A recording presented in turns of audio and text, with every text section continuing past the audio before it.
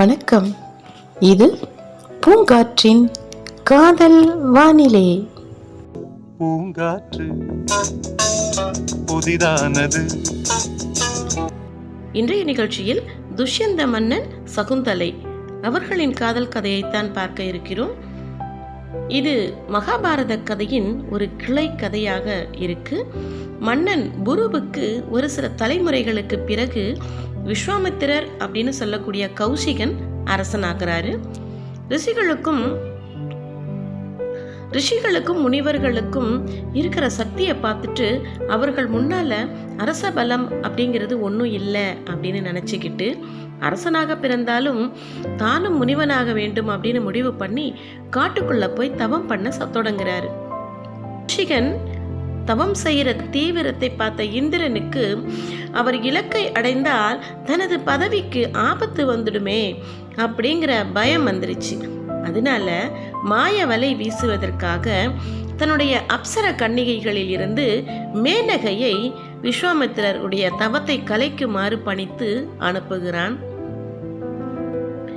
மேனகையின் ஒரே நோக்கம் விஸ்வாமித்திரனின் தவத்தை கலைத்து சாதனையை தடுப்பதே.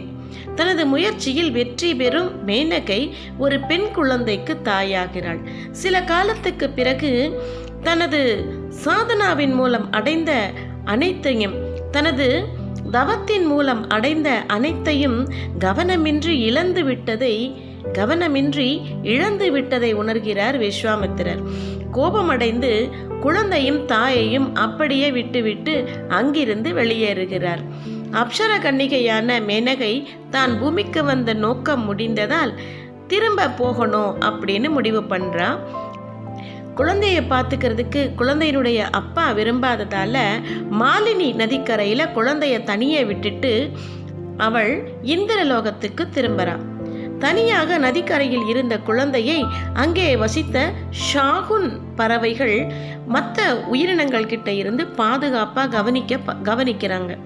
ஷாகுன் பறவைகள் அங்கே இருக்கக்கூடிய மற்ற உயிரினங்கள்கிட்ட இருந்து இந்த குழந்தைய பாதுகாக்குது.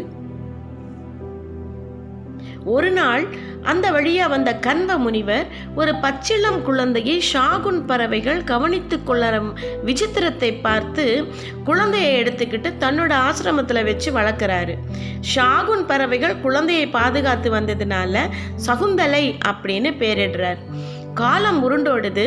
அழகான இளம் பெண்ணாக வளர்கிறாள் சகுந்தலை. ஒரு நாள் மன்னன் துஷ்யந்தன் போருக்கு கிளம்புறான். போர் முடிஞ்சு திரும்பும் வழியில தனது வீரர்களின் உணவுக்காக அருகில் இருந்த காட்டுக்குள்ள போந்து கண்ணில் பட்ட எல்லா மிருகங்களையும் வேட்டையாடுறான். அப்போது ஒரு பெரிய ஆண்மான் கண்ணில் படுது. அதன் மீது அம்பை எய்கிறான். அம்பு இலக்கை அடைந்தாலும் காயத்தோட இந்த மான் தப்பி ஓடி போயிடுது. துரத்திட்டு பின்னாடியே ஓடுறான் துஷ்யந்தன். அந்த மான் சகுந்தலையின் அருகே இருப்பதை பார்க்கிறான். இதை பார்க்கிற துஷ்யந்தனுக்கு சகுந்தலை மீது அன்பு மேலிடுகிறது. அங்கேயே சில காலம் தங்குகிறான். கண்வ முனிவரின் அனுமதியுடன் சகுந்தலையை திருமணமும் செய்து கொள்கிறான். காட்டின் எல்லையில் தங்கள் அரசனுக்காக படை வீரர்கள் காத்திருக்காங்க. அதனால துஷ்யந்தன் தன்னுடைய தேசத்துக்கு போயிட்டு அங்கே இருக்கக்கூடிய நிலைமையை சரி பண்ணிட்டு நான் உன்னை அழைத்து செல்கிறேன் அப்படின்னு சொல்லிட்டு தன்னுடைய திருமணத்தை உறுதி செய்யும் விதமாக தனது அரச முத்திரை பதித்த ஒரு மோதிரத்தை சகுந்தலையின் விரலில் போடுறான். இந்த மோதிரம் ஏற்கனவே பெரிய அளவில் இருக்கு. அது சகுந்தலையின் சிறிய விரலுக்கு பொருத்தமானதா இல்லை. அந்த மோதிரத்தை சகுந்தலையின் விரலில் அணிவித்து விட்டு துஷ்யந்த மன்னன் அங்கிருந்து செல்கிறான். உனக்காக மீண்டும் நான் வருவேன் அப்படின்னு சொல்லி உறுதியளித்து விட்டு விடைபெறுகிறான் மன்னன். காட்டில் வாழ்ந்தவள் ஒரே நாளில் அரசியாக மாறிவிட மகாராணி கனவில் மூழ்குகிறாள் சகுந்தலை. கண்வரின் ஆசிரமத்திற்கு அப்போது துர்வாச முனிவர் வருகிறார். இயல்பாகவே துர்வாச முனிவர் மிகுந்த கோபக்காரர். அவர் அன்னைக்கு ஆசிரமத்தில் அவரது கண்களில் முதலில் பட்ட சகுந்தலையை பார்த்து பேசுகிறார். கண்கள் திறந்திருந்தாலும் காட்சி எதுவும் தெரியாத கனவுலகில் இருந்த சகுந்தலைக்கு தன் முன்னால் முனிவர் நிற்பதும் பேசுவதும் கவனத்திலேயே இல்லை. தனக்கு அவமரியாதை நடந்து விட்டதாக எண்ணிய துர்வாசர், நீ இப்போது யாரை நினைத்து கொண்டிருக்கிறாயோ அவர் உன் நினைவே இல்லாமல் முழுவதுமாக உன்னை மறந்து விடுவார் அப்படின்னு சாபம் கொடுத்துடுறார். திடீர்னு சுயநினைவுக்கு திரும்பிய சகுந்தலை, அப்படி நடக்கக்கூடாது, நீங்கள் ஏன் இப்படி சாபம் கொடுத்தீர்கள் அப்படின்னு சொல்லி கதறுகிறாள். ஆசிரமத்தில் இருந்தவங்க துர்வாசர் கிட்ட துஷ்யந்தனுடன் நடந்த திருமணத்தை எடுத்து சொல்லி தன் கணவன் தன்னை அழைத்து செல்ல வருவான் அப்படின்னு எதிர்பார்த்து காத்திருக்கும் சகுந்தலையை மன்னிக்க வேண்டுகிறார்கள். துர்வாசருக்கு தேவையான பணிவிடைகளை கவனித்து பார்த்து கொண்டு அவள் பகல் கனவு காண்கிறாள். மன்னியுங்கள் என்று வேண்டுகிறார்கள். அவர்களின் உபசரிப்பில் சற்றே குளுமையான துர்வாசர், இதை கொஞ்சம் சரி செய்கிறேன், இப்போதைக்கு சாப விமோசனமாக இப்போது துஷ்யந்தன் உன்னை மறந்து விட்டான். ஆனால் உன்னை நினைவுபடுத்தும் ஒரு பொருளை பார்த்தால் மீண்டும் உன் நினைவு துஷ்யந்தனுக்கு திரும்பி வரும் அப்படின்னு சொல்லிட்டு அந்த ஆசிரமத்திலிருந்து வெளியேறுறார். சகுந்தலை காத்திருந்து பார்க்கிறாள். துஷ்யந்தன் வரவே இல்லை. சகுந்தலைக்கு ஒரு ஆண் குழந்தை பிறக்கிறது. அந்த குழந்தைக்கு பரதன் அப்படின்னு பெயர் சூட்டி வளர்க்க ஆரம்பிக்கிறாங்க. பரதனின் குழந்தை பருவம் அவரது தாயுடன் காட்டில் கழிகிறது.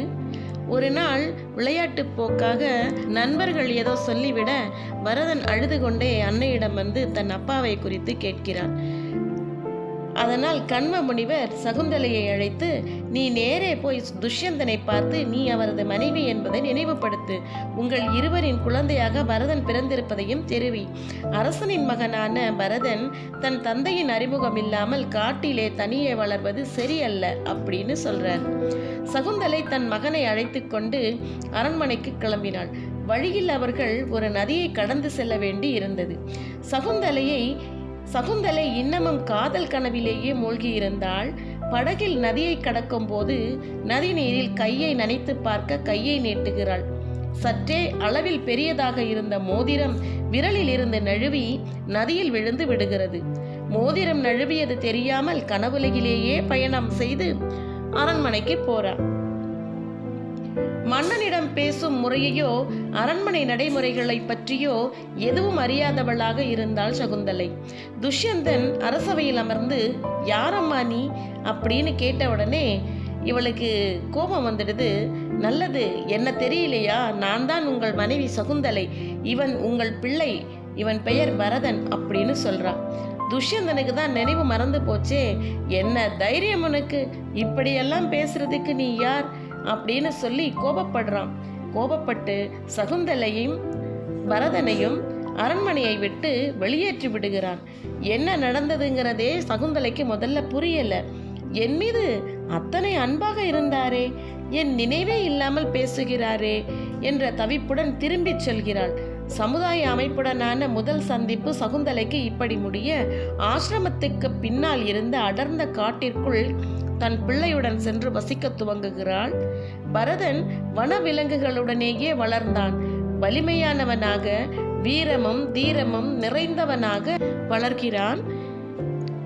சகுந்தலையின் கையில் இருந்து விழுந்த மோதிரத்தை ஆற்றிலே இருந்த மீன் ஒன்று விழுங்கி விடுகிறது.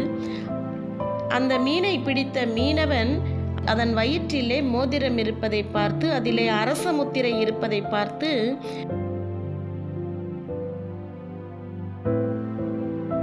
மன்னனிடம் வந்து காண்பிக்கிறான்.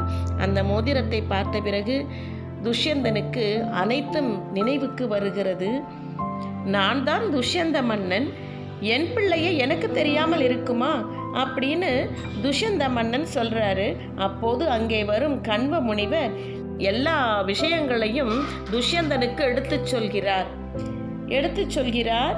இறுதியாக சகுந்தலையும் பரதனையும் தன்னுடன் அரண்மனைக்கு அழைத்துச் செல்கிறார் துஷ்யந்த மன்னன்.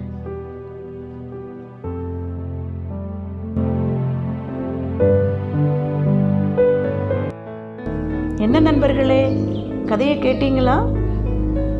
மீண்டும் இன்னொரு காதல் கதையில சந்திப்போம்.